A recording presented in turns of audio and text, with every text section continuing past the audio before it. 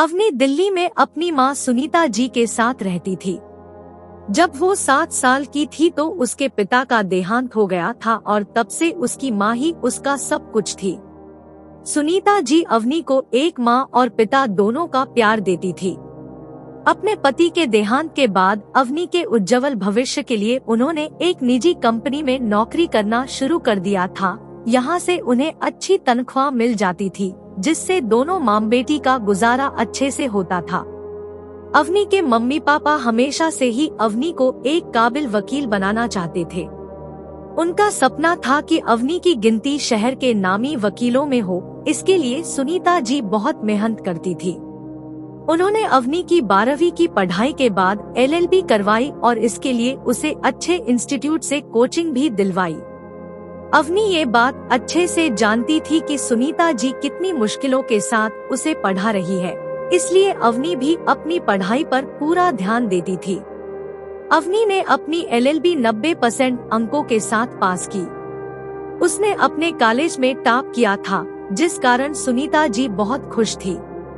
इसके बाद अवनी की प्रैक्टिस शुरू हो गई और वो एक नामी वकील से कोर्ट कचहरी के दांव पेंच सीखने लगी और इसी के साथ उसने LLM की पढ़ाई शुरू कर दी। सब कुछ बहुत अच्छे से जा रहा था कि एक दिन अचानक ऑफिस में बैठे सुनीता जी के पेट में बहुत तेज दर्द हुआ और वो दर्द से बुरी तरह छटपटाने लगी।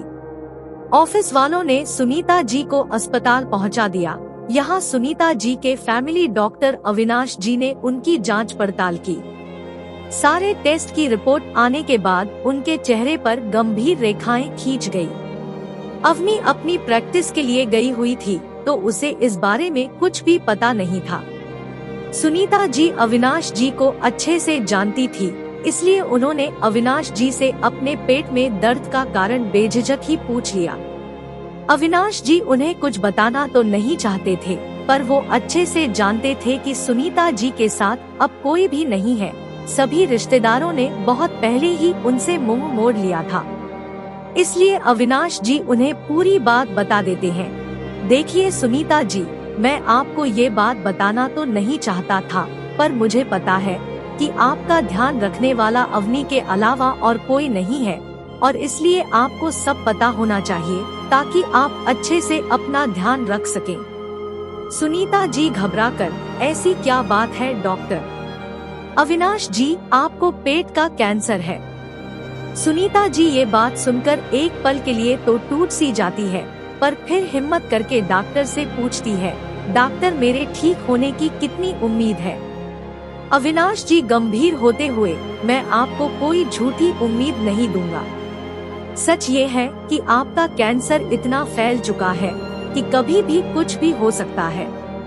ये बात सुनकर सुनीता जी के सामने अवनी का चेहरा घूमने लगता है और वो सोचने लगती है कि मेरे जाने के बाद मेरी बच्ची का क्या होगा, और वो भगवान से प्रार्थना करती है कि हे भगवान, मुझे इतनी उम्र दे दीजिए कि मैं अपनी बच्ची को उस मुकाम पर पहुंचा सकूं जिस पर मैं उसे पहुंचाना चाहती हूं। उसके बाद चाहे मेरी सांसें छीन लेना।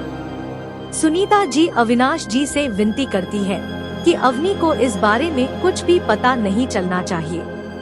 पहले तो अविनाश जी मना कर देते हैं, पर उनके बार बार कहने पर मान जाते हैं।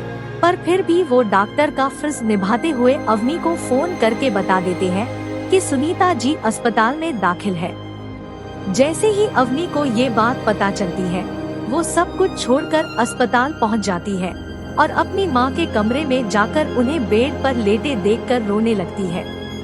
सुनीता जी उसे वहां देखकर हैरान हो जाती है, पर फिर भी वो अवनी को चुप करवाती है और कहती है, बेटा मैं बिल्कुल ठीक हूँ और तुम्हें कैसे पता चला कि मैं यहाँ हूँ?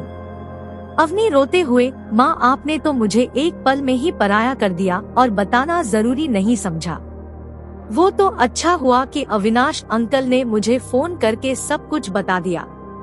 अवनी की बात सुनकर एक पल के लिए सुनीता जी को लगा कि उसे सब कुछ पता चल गया है। उन्होंने डरते डरते उससे पूछा, क्या बताया है तुम्हारे अंकल ने तुम्हें? इससे पहले कि अवनी कोई जवाब देती, अविनाश जी खुद ही वहां आ गए और कहने लगे, मैंने बताया है कि तुम्हारी माँ की अब उम्र हो गई है, तो इनका बाहर का खाना बंद करके साधारण खाना खिलाया करो ताकि इनके पेट की बीमारी ठीक हो सके।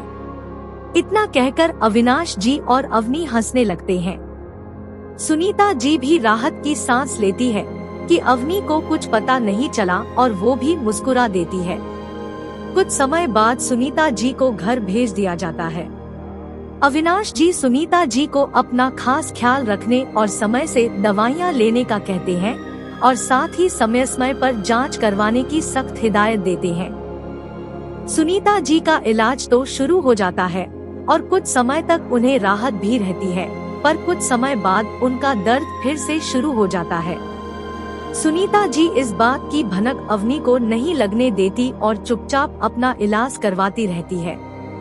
ऐसे ही समय बीतता जाता है और वो दिन भी आ जाता है जब अवनी को नामचीन वकीलों में शामिल होने और सम्मान प्राप्त करने का सौभाग्य मिलता है। दोनों माँ बेटी बहुत खुश होती है क्योंकि अगले दिन अवनी को सम्मानित किया जाना था। खाना खाने के बाद दोनों माँ बेटी अपने अपने कमरे में चली गई और कुछ समय बाद ही सुनीता जी के पेट में असहनीय दर्द उठने लगा। उन्होंने तुरंत अविनाश जी को फोन किया तो उन्होंने सुनीता जी को तुरंत अस्पताल में दाखिल होने की सलाह दी, पर सुनीता जी ने ये कहकर मना कर दिया कि कल मेरी बेटी की जिंदगी का बहुत खास दिन है और अगर उसे मेरी इस बीमारी का पता चला तो वो सब कुछ छोड़कर मेरी सेवा में लग जाएगी और मैं अपने इस दर्द के कारण अपनी बेटी की खुशियाँ नहीं छीन सकती। अविनाश जी ने उन्हें बहुत समझाया कि अगर उन्होंने अभी खुद को अस्पताल में दाखिल न करवाया तो उनकी जान भी जा सकती है, पर फिर भी सुनीता जी नहीं मानी। अविनाश जी को एक माँ के प्यार और जिद के आगे झुकना पड़ा और वो रात को अवनी से छुपकर उनके घर आकर सुनीता जी को दर्द से राहत का इंजेक्शन लगा गए। सुनीता जी ने जैसे तैसे करके रात गुजारी और सुबह होते ही अवनी के सामने जाने से पहले ही अपने चेहरे के भाव इस तरह बदल लिए जैसे कुछ हुआ ही ना हो। अवनी फंक्शन में जाने के लिए तैयार हो रही थी और सुनीता जी को भी जल्दी से तैयार होने के लिए कह रही थी। सुनीता जी को पता था कि अगर वो अवनी के साथ न गई तो अवनी को शक हो जाएगा और वो इस फंक्शन में नहीं जाएगी, इसलिए उन्होंने अपने कमरे में जाकर चुपके से दर्द की 2 गोलियां एक साथ निगल ली और अपने दर्द को छुपाते हुए तैयार होकर अवनी के साथ चली गई। गुजरते वक्त के साथ सुनीता जी के लिए अपने दर्द को बर्दाश्त करना असहनीय होता जा रहा था, पर अपनी बेटी की खुशी के लिए उन्होंने अपने चेहरे से मुस्कान जाने न दी। कुछ ही पल में वो समय भी आ गया जिस कारण सुनीता जी ने इतना दर्द सहा था। अवनी को सम्मानित करने के लिए स्टेज पर बुलाया गया। अवनी अपनी मां के गले लगते हुए स्टेज पर गई और जैसे ही उसे पुरस्कार मिला और उसने मुस्कुराकर अपनी मां की तरफ देखा, तभी सुनीता जी की आंखों के आगे अंधेरा छा गया और वो जमीन पर गिर गई। अपनी मां की ऐसी हालत देखकर अवनी सब कुछ वहीं फेंक कर दौड़ती हुई अपनी मां के पास आई और जल्दी से लोगों को एम्बुलेंस बुलाने के लिए कहने लगी।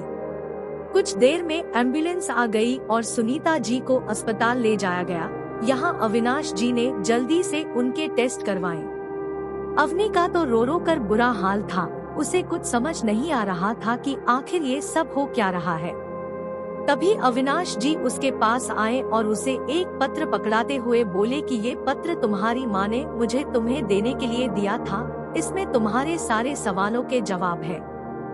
पत्र देकर अविनाश जी वहाँ से चले गए और अवनी वहीं बैठकर वो पत्र पढ़ने लगी जिसमें लिखा था, मेरी प्यारी बेटी अवनी, तुम ये पत्र पढ़ रही हो, मतलब मेरा इस दुनिया से जाने का समय हो गया है।